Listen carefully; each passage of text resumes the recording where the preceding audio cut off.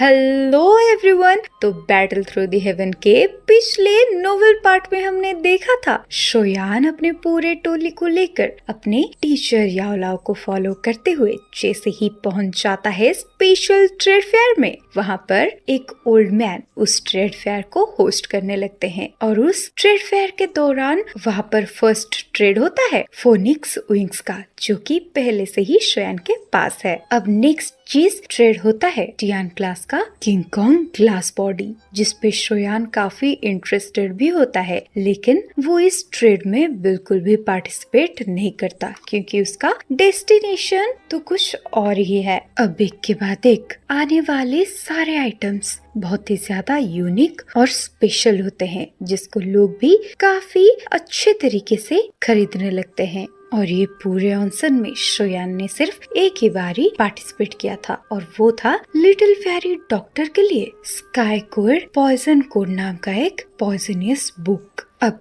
And में old man वाओशिंग सबके सामने एक गोल्डन कलर का स्क्रोल अपीयर करते हैं, जो होता है प्यूरिफाइंग डेमोनिक लोटस फ्लेम का 4th मैप फ्रेगमेंट। अब इस चीज को देखकर गुरु और चेला शोयान और मास्टर याओलाओ बहुत ही ज्यादा सरप्राइज हो जाते हैं और एक्साइटेड भी हो जाते हैं। अब यहीं से ही स्टार्ट होता है बैटल थ्रू द हेवन का नेक्स्ट नोवेल पार्ट। और इधर वो पूरे स्पेशल ट्रेड फेयर में legendary purifying demonic lotus flame के मैप फ्रैगमेंट के बारे में सुनकर पूरा हॉल साइलेंट हो जाता है। ये देखकर ओल्ड मैन बैंशिंग के चेहरे पर एक मिस्टीरियस स्माइल आती है और वैसे भी ओल्ड मैन जानते थे अब हॉल में बहुत सारे फायरी आंखें वही मैप को ही घूरे जा रहा था। भले ही वहाँ पे प्रेजेंट हुआ कोई भी इंसान डेमोनिक लोटस के मैप को अपने आंखों से पहले कभी नहीं देखा था, लेकिन उनके दिल में बराबर ये मैप फ्रैगमेंट के लिए लालसा होता है।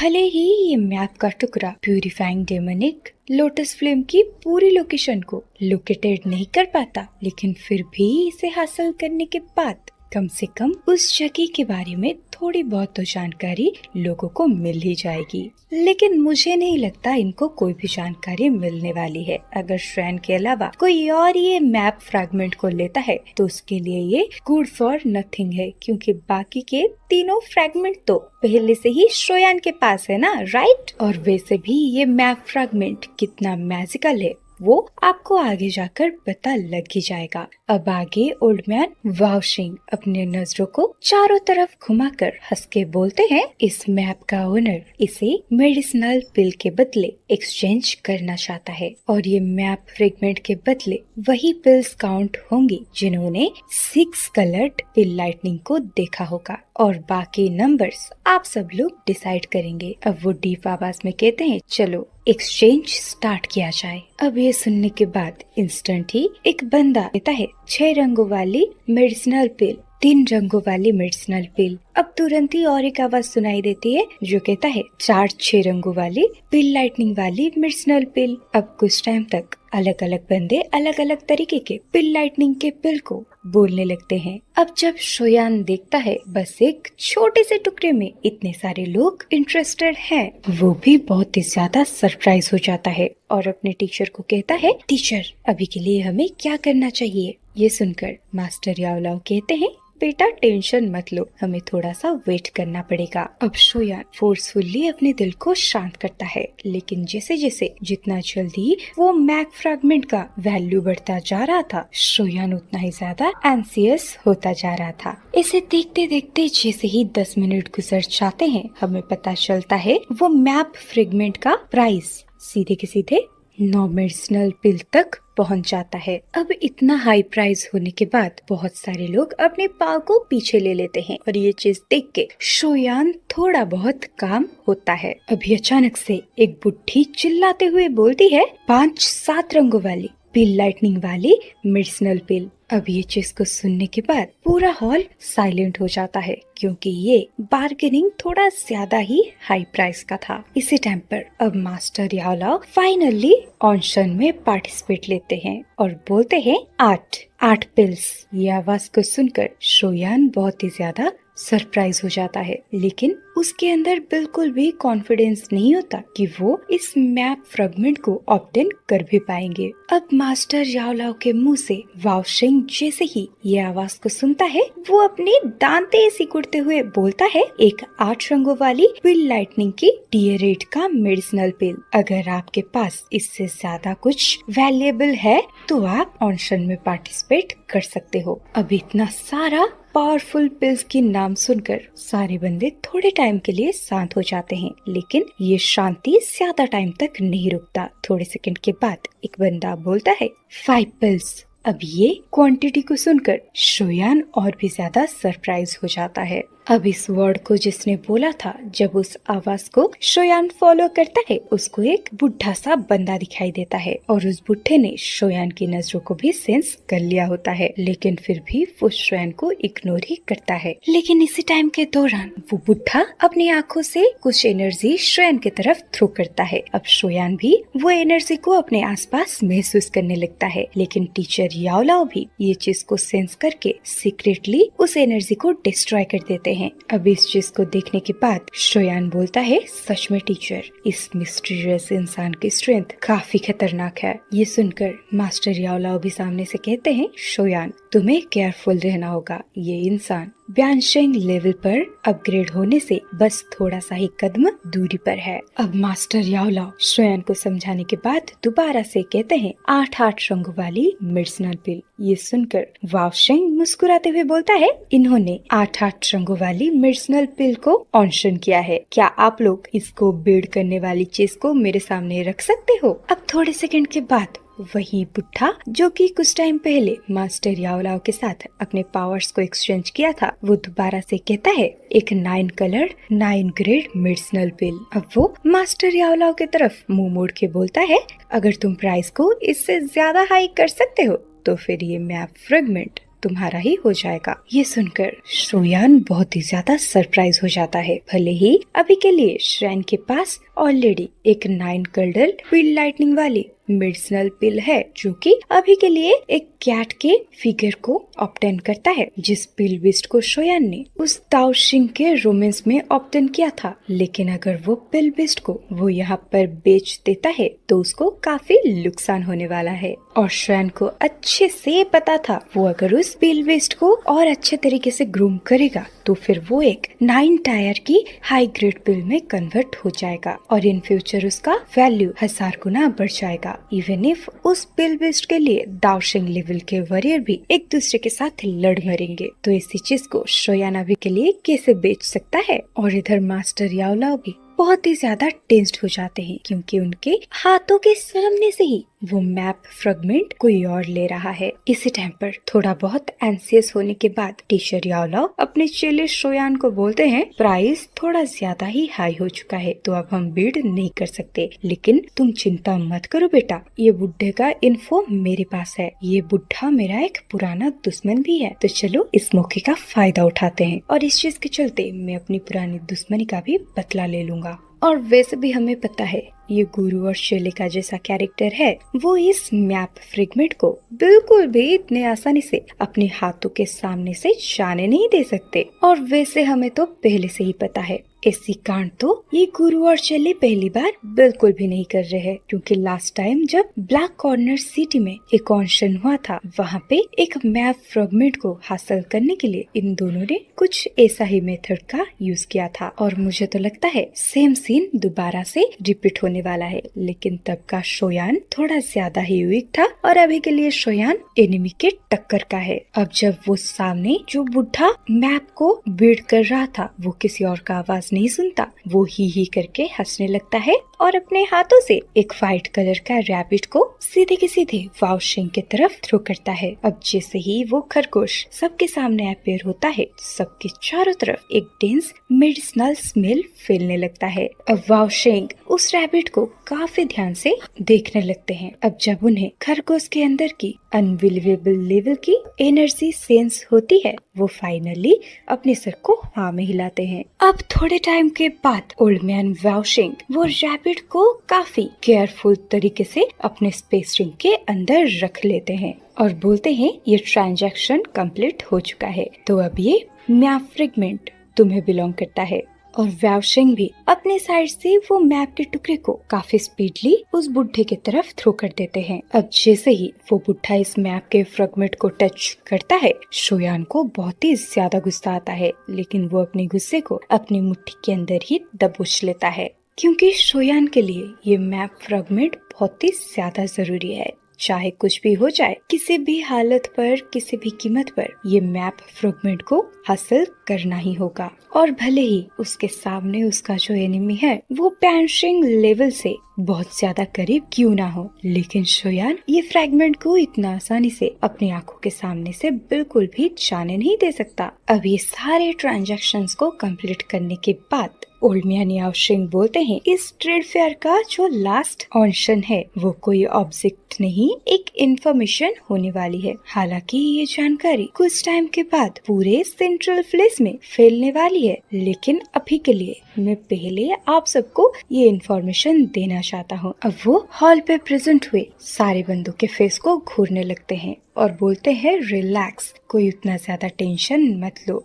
हम ये इंफॉर्मेशन के बदले कोई भी चीज को एक्सचेंज नहीं करने वाले हैं। अब सब लोग सोचते हैं आखिर ऐसी कौन सी इंफॉर्मेशन है जो कि ये ट्रेड फेयर का लास्ट अनाउंसमेंट होने वाला है। अब सब लोग ओल्ड मैन वाओशिंग के शकल को खोजने लगते हैं, वो भी काफी क्यूरियस तरीके से। अब सामने से वाओशिंग कहता है लेजेंडरी बुद्धिसत्व ट्री वो अपीयर होने वाला है और रूमर्स के हिसाब से जो किसी ऑर्डिनरी एक्सपर्ट को दाओशिंग में ब्रेक थ्रू करवा सकता है, वो 10,000 साल बाद इस दुनिया में अपीयर हुआ है। और ये बुद्धिसत्व एंशिएंट ट्री बहुत ही ज्यादा मैजिकल है। अब बुद्धिसत्व एंशिएंट ट्री का नाम को सुनकर हॉल में एकदम से बवाल मच जाता है, क्योंकि अगर ये कॉन्टिनेंट में टॉप 3 चीजों की बात करी जाएगी उसके अंदर एंशिएंट बुद्धिसत्व ट्री जरूर आने वाला है। और इस बुद्धिसत्व एंशिएंट ट्री को नॉर्मली रिंग कोऑर्डिनेशन ट्री बोला जाता है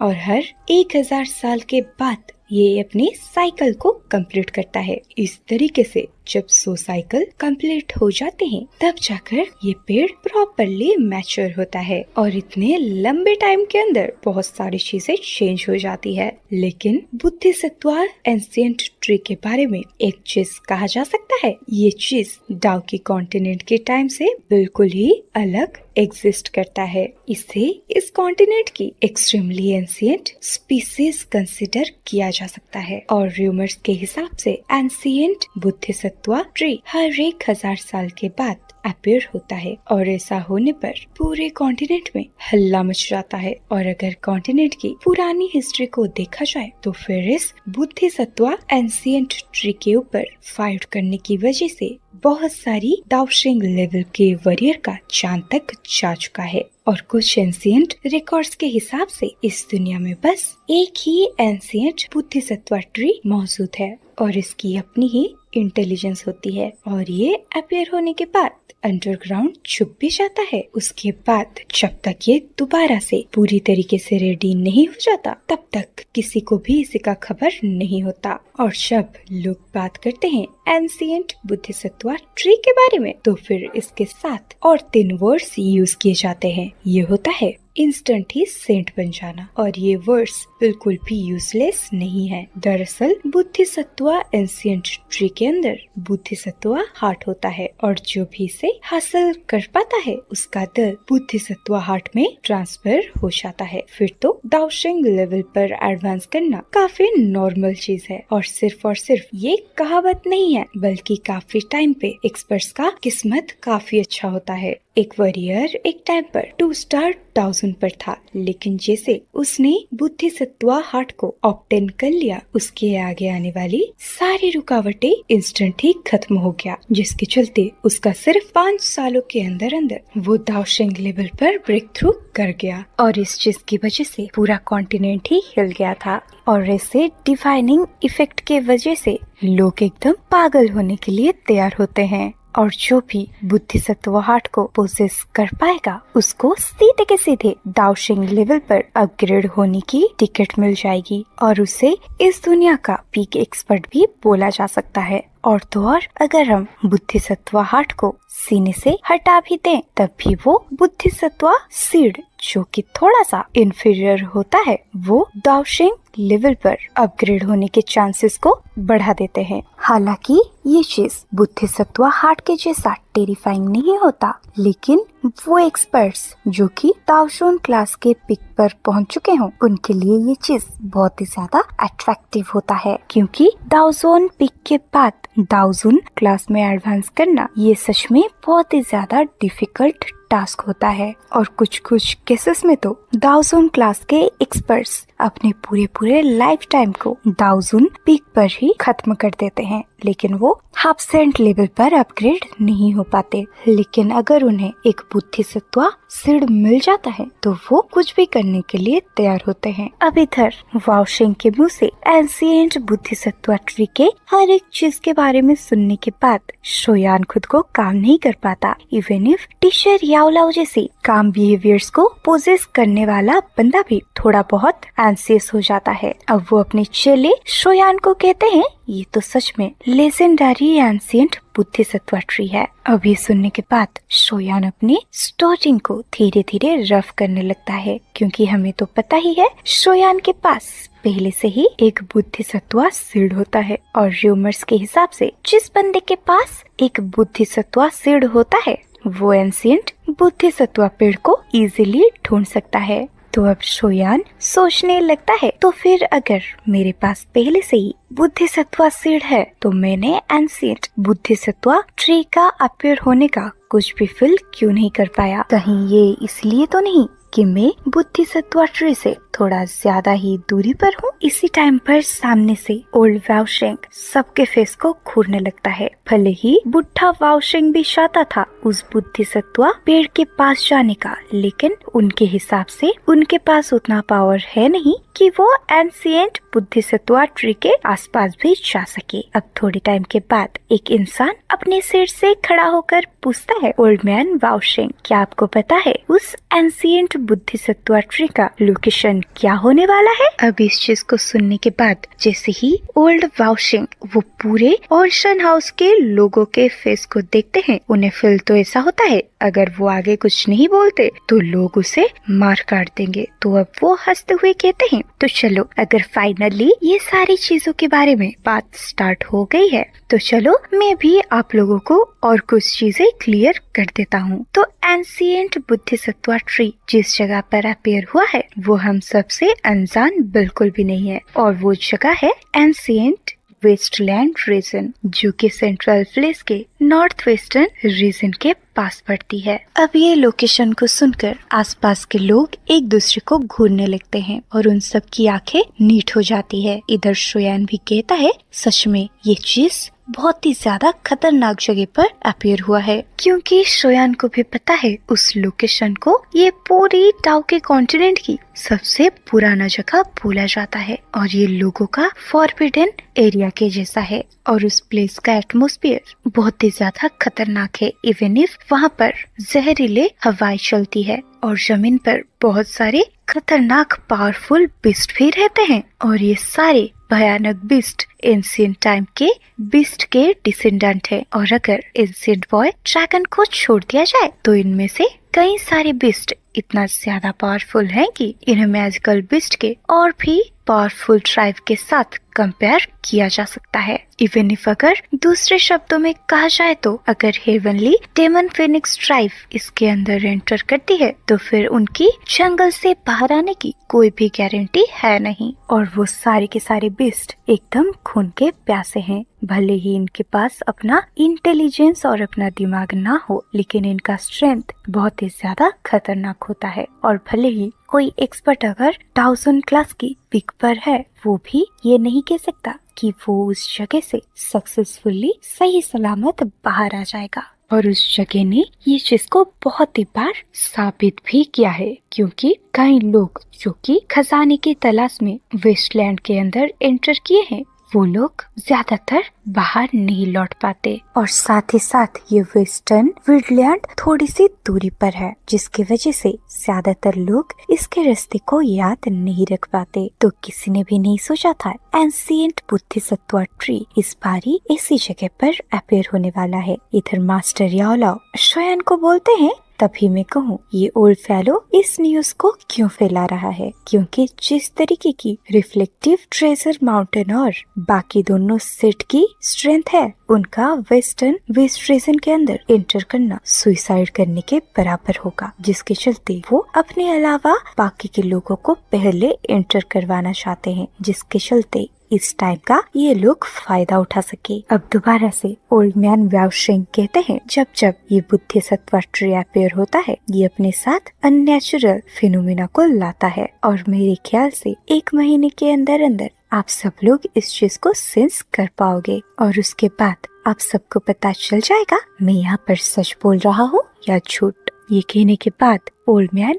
व्याओशेंग कहता है, मैंने सारी की सारी जानकारी आप सबको दे दिया है, तो चलो अब यहाँ पर ही ये ट्रेड फेयर को सक्सेसफुली एंड करते हैं। आप सभी का यहाँ पर आके ये ऑनशन में पार्टिसिपेट करने के लिए बहुत बहुत धन्यवाद। अब ये सुनने के बाद सारे लोग एक एक करके वहाँ से उठ के जाने लगते हैं। अब ट्रेड फेयर को खत्म होते हुए देख मास्टर याओलाओ अपने चेले को कहते हैं, चलो हमें भी यहाँ से जाना होगा। और एंशिएंट बोधिसत्व ट्री सच में बहुत ही ज्यादा मिस्टीरियस चीज है, तो अगर हमें मौका मिलता है हम इसे इन्वेस्टिगेट जरूर करेंगे। और सच में ये चीज तुम्हारे और मेरे लिए बहुत ही ज्यादा शानदार अपॉर्चुनिटी है, क्योंकि अगर हम बोधिसत्व ट्री के हार्ट को ऑब्टेन कर पाते हैं तो दाओशेंग लेवल पर अपग्रेड होने का रास्ता काफी ज्यादा स्मूथ हो जाएगा। Even if fallen star pavilion में एक दाओशेंग लेवल का वॉरियर भी जन्म ले सकता है, जिसके चलते जब हम सोल पैलेस का सामना करेंगे हमारा जीतने का चांसेस बढ़ जाएगा। इसी टाइम पर मास्टर याओलाओ अपने बात को चेंज करते हुए बोलते हैं, लेकिन हमें पहले ये एंशिएंट मैप फ्रेगमेंट को कलेक्ट करना होगा। अब अचानक से वो अपने सर को पीछे घुमाते हैं और वो देखते हैं जो बंदे के पास वो मैप फ्रेगमेंट था वो आगे बढ़ जाता है, तो उसे वहाँ से जाते हुए देख याओलाओ भी हंसते हुए बोलते हैं, चलो हम भी चलते हैं। अब मास्टर याओलाओ को बिना कुछ कहे चुपचाप आगे बढ़ते हुए देख शोयान का पूरा टोली भी उन्हें फॉलो करने लगता है। अब बाहर जाते ही थोड़े टाइम के लिए मास्टर याओलाओ कहीं पर गायब हो जाते हैं। अब वो कुछ टाइम के बाद शोयान के टोली के पास लौटकर शोयान की टोली को यहाँ से बाहर का रास्ता दिखाते हैं। अब वो सब जा रहे होते हैं नॉर्थ वेस्ट की तरफ। अब वहाँ लैंड होने के बाद ही मास्टर याओलाओ कहते हैं वो लोग इस जगह पर जरूर आएंगे, और जैसे उन तीनों डिमंस का कैरेक्टर है, भले ही उन तीनों के हाथों में चाहे कितना बड़ा खजाना क्यों ना लगा हो, लेकिन वो लोग बिल्कुल भी ये रास्ते को नहीं छोड़ने वाले। ये सुनकर शोयान कहता है, टीचर उन लोगों का बैकग्राउंड क्या है? अब याओलाओ कहते हैं इस इविल सेट का नाम है क्लाउड रेन सेट। ये अपने स्ट्रेंथ को बढ़ाने के लिए कुछ मीट कर्टन्स का यूज करते हैं। और मैं आपको बता दूं, यहाँ पर जिस मीट कर्टन्स का बात हो रही है वो वही लड़कियाँ होती है जिन्हें प्रैक्टिस करने के लिए जी मेथड दिया जाता है, और वो बेचारी लड़कियाँ 10 साल तक जैसे इस मेथड को प्रैक्टिस करते हैं, ये लोग उसके बाद क्लाउड सेट की यूनिक इंटरकोर्स मेथड का यूज करके उन लड़कियों की बॉडी के डाउकी को इंस्टेंट ही ऑब्जर्व कर लेते हैं। और ये टेक्निक बहुत ही ज्यादा डेंजरियस होती है, और वो जो लड़कियां होती है जिनकी डाउकी ऑब्जर्व करी जाती है वो करीब 10 दिन के अंदर अंदर बूढ़ी होकर मर जाती हैं। अब ये चीज बोलते बोलते मास्टर याओलाओ भी काफी गुस्सा हो जाते हैं। अब वो दोबारा से कहते हैं क्लाउड रेन सेट में करीब करीब 1000 से ज्यादा डिसेबल हैं, और ये सब के सब फीमेल्स हैं, लेकिन ये तीनों ओल्ड डीमन उन सभी को मिल्ट कर्टन्स की तरह यूज करते हैं। अब मास्टर याओलाओ की एक्सप्लेनेशन को सुनकर मेडुसा और लिटिल फेरी डॉक्टर बहुत ही ज्यादा गुस्से में आ जाते हैं। अब इसी टाइम पर लिटिल फेरी डॉक्टर गुस्से में बोलती है, इस सेट का नाम तो सिमलेस सेट होना चाहिए। ये सुनकर याओलाओ बोलते हैं, हाँ तुमने सही बोला, ये लोग बहुत ही ज्यादा बेशर्म है। भले ही इनको सेंट्रल फ्लेस से इन्हीं के हरकतों की वजह से भगा दिया गया था, लेकिन ये लोग दोबारा से वापस लौट आए हैं। और उस टाइम पर जब मेरी और इनकी सिड के बीच में फाइट हुई थी, मैंने इन तीनों में से एक को तो सीरियसली इंजर्ड कर दिया था, लेकिन बची हुई दोनों के पावर के वजह से मुझे थोड़ा बहुत घायल होना पड़ा था, और इसी रीजन की वजह से मैं इस ओल्ड डेमन की जान नहीं ले पाया। लेकिन अनएक्सपेक्टेडली आज इतने सालों के बाद मेरी इन लोगों के साथ मुलाकात होने वाला है, तो इस टाइम मैं इन लोगों को बिल्कुल भी यहाँ से वापस जिंदा लौटने नहीं दूंगा। अब याओलाओ शोयान को बोलते हैं, शोयान तुम जिस शोहे टियानजुन से मिले थे, जिसे फोर्ट टियानजुन के नाम से भी जाना जाता है, उसके रेपुटेशन से ज्यादा पुरानी इन तीनों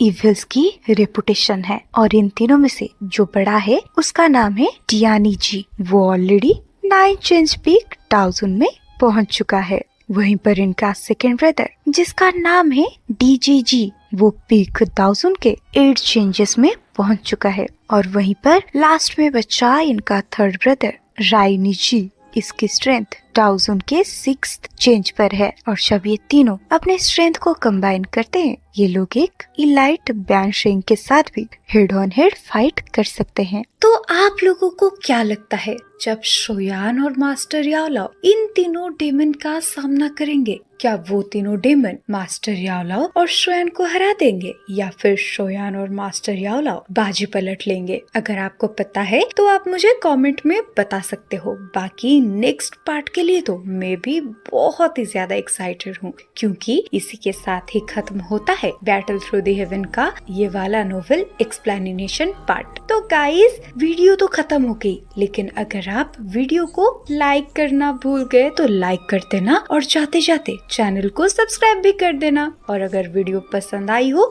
तो भी कमेंट करना, अगर पसंद ना भी आई हो तो कहाँ पर अच्छी नहीं लगी वो बता देना। चलो बाय।